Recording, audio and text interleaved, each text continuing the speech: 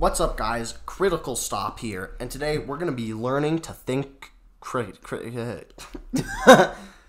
You gotta learn empathy. Remember those 4th grade Oh videos? my gosh! Step in their shoes, see what they're seeing. Yeah, that's walk, walk, walk. And it had like the giant heads, and they like jumped into people's shoes, and they saw bananas and peaches and That stuff. was in the Smartboard video, or the Smartboard story. We were punching the bully character in one of those videos. That's why we punched the Smartboard. Because we were like, yeah, I hate him. And then we punched. Actually, this is topic on. Alright. Reliving old school memories. Oh, those are the memories. Oh, nostalgia. Alright. Hey guys, what's up? 7stop here. Welcome back to another video. And today we're going to be Redo! Okay. Hey guys, what's up? 7stop here. Welcome back to another video. And today we're going to be talking about critical thinking and how we learn to think critically. And how people, it seems like there's a growing lack of ability to think critically. Yep, and this is also. I'm not one of those people who's like, it was all better back in the day. Oh, it was all better and stuff. This is something that really frustrates me when I hear it from my mom. I literally heard this one, is that it was better when we had to read books for information.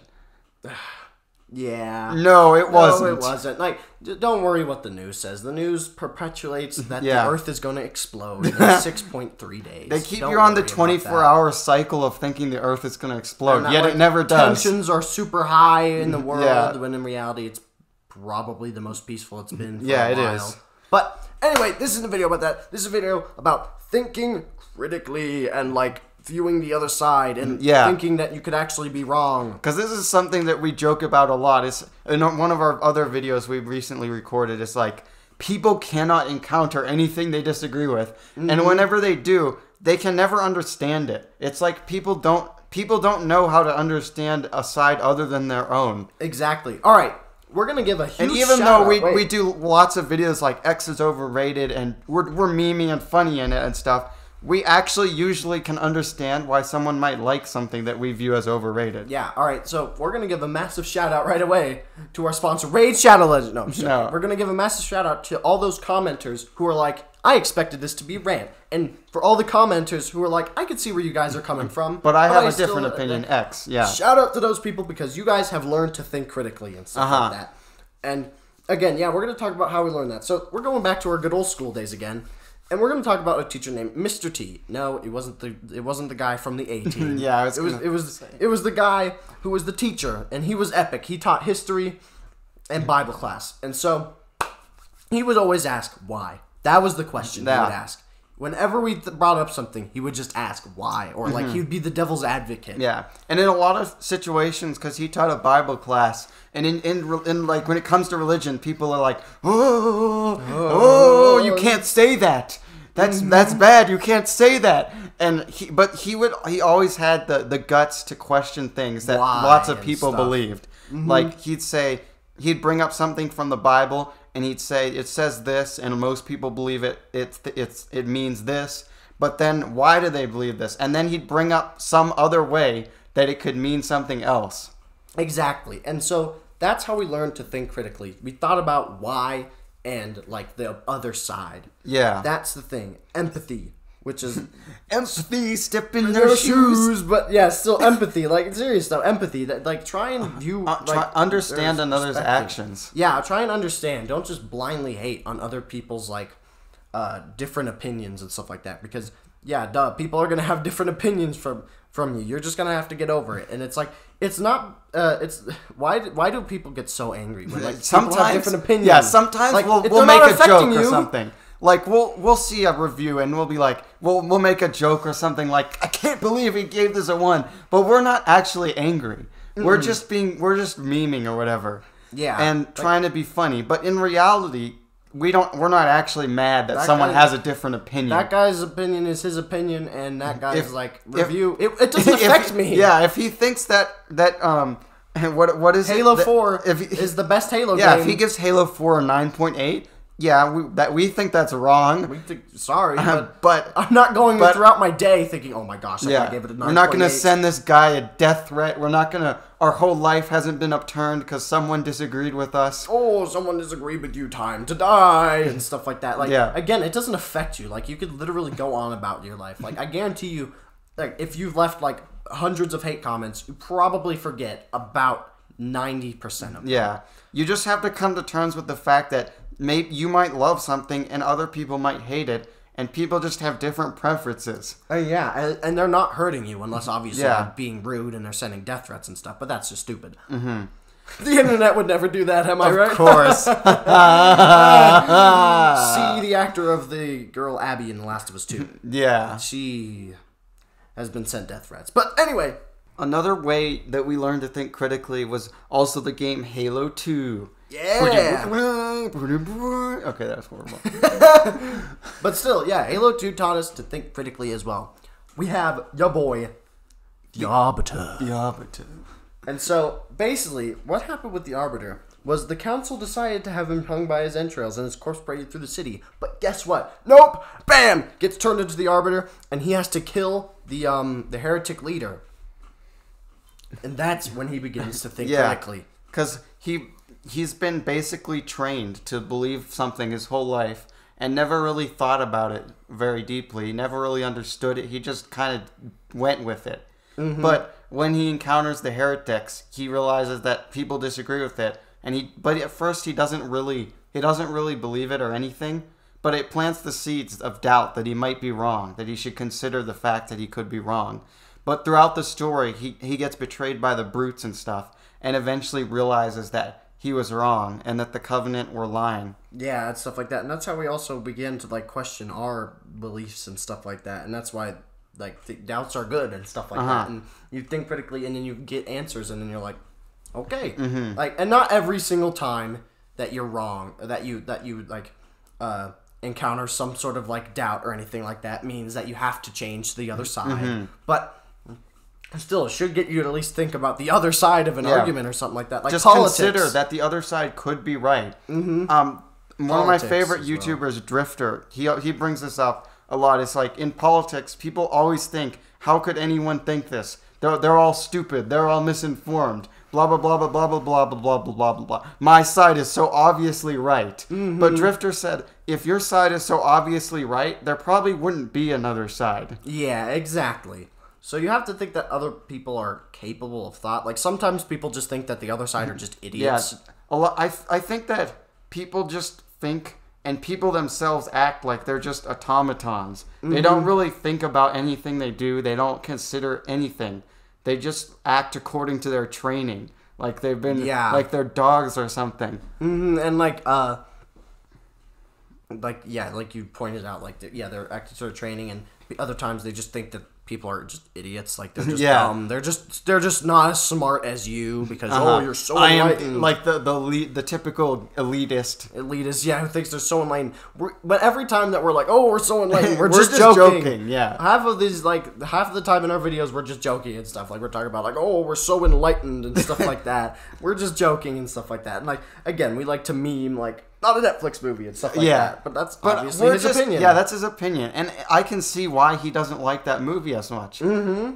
But we're just obviously making fun of it. We're not seriously how can you think this? And stuff like that. And like I said earlier, I think it's people have been trained to think this way because of the part of it I think is strongly due to the news cycle and also just social media. Because it's really easy to trap yourself in this bubble where all you hear is your own belief. If you've ever heard the term echo chamber. Or confirmation bias. Confirmation bias, yeah. So you only see the things that you agree with. So you're confirming your own beliefs. You're constantly refreshing and confirming your beliefs and just sinking, and you're just reinforcing that training in your brain. Because just like the same way you train any animal, humans can sort of be trained the same way. That if you constantly see and take in similar information, that information will just become fact, and it'll be almost impossible to get rid of it. I hate bringing this up, but Dark Souls. That's how you learn bosses. Bosses have patterns of swings, and so you repeat that. When you see this movement, that triggers this, which triggers this, which triggers that.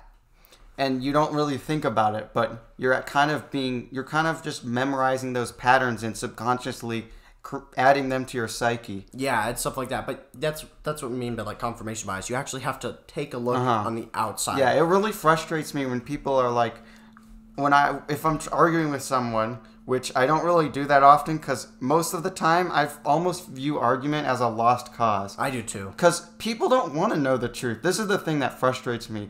People don't want to know. They don't want to know what the facts say. They don't want to know. They just want to confirm their own beliefs, which is confirmation bias. Mm-hmm. Basically, you could show them 100 sources that say they're wrong, but if they can find one source that says they're right, they'll just believe that. Exactly. And they'll take that and they'll say, this means I'm right. And then they'll come up with a bunch of bogus arguments about how, your sources are flawed or whatever. Your sources are flawed because of X company or X civilization or X thingy and stuff like that, which is it's completely untrue. Drifter talks about the cabal of scientists. Like if science shows a new conclusion or something and everyone's it disagrees with people or something or what people thought, like anti-vaxxers or something.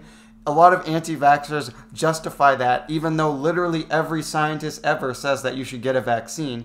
Anti-vaxxers justify that by saying that, the cabal of scientists is working against my beliefs. They want to keep it all a secret. Mm-hmm, and but it's just conspiracy theories. Yeah, it's just another form of confirmation bias. It is, and protect yourself. When the thing is, people are scared of change, and change, while it definitely is scary. And I hate change. Humans hate change. I hate change. I wish I could be in 8th grade forever. I wish I could be in 7th grade forever. But I kind of have to change. So sorry, that's what people are scared of. They're scared to have to learn something new. You just have to sort of grow up and deal with it. Mm-hmm. I said, I wish I could be in 7th grade, and there was a time when I was like, oh man, I'm so sad. I'm not in 7th grade anymore, blah, blah, blah. But now I've accepted where I'm at right now, and I'm like, I'm pursuing something new. You just have to deal with it.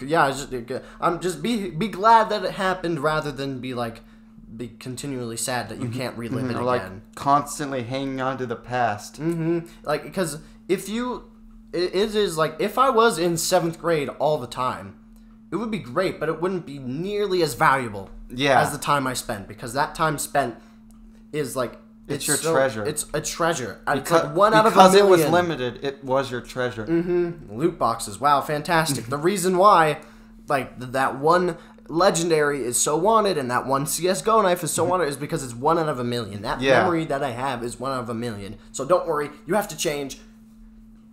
Fantastic. That's just how the world works. Yeah, that's just how the world works. And if you think critically, you will change a lot more often, and change is good for you. Now, change for the sake of change is... Now, all right, this part we're going to talk about how, we're talking about how, there's some people who act this way. There are other people who actually do think critically and stuff, and there's always the other side of the argument where people are always doubting. They're constantly what about this? What about this? What about this? What about this argument? What about this argument? And all that stuff and stuff like that.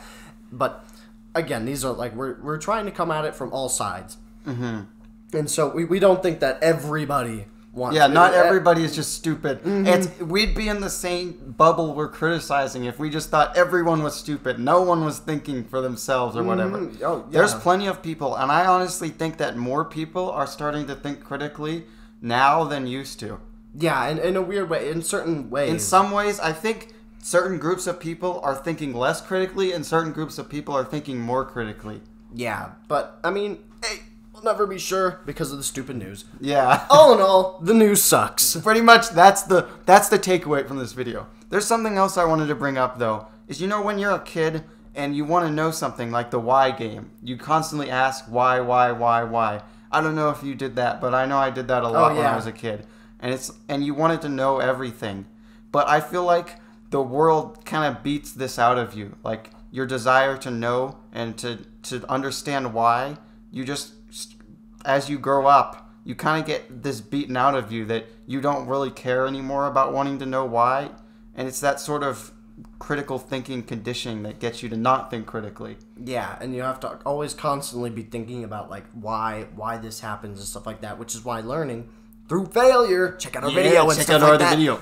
is really good because you'll constantly want to improve, and that's why I think that constant struggle is always really important in your life.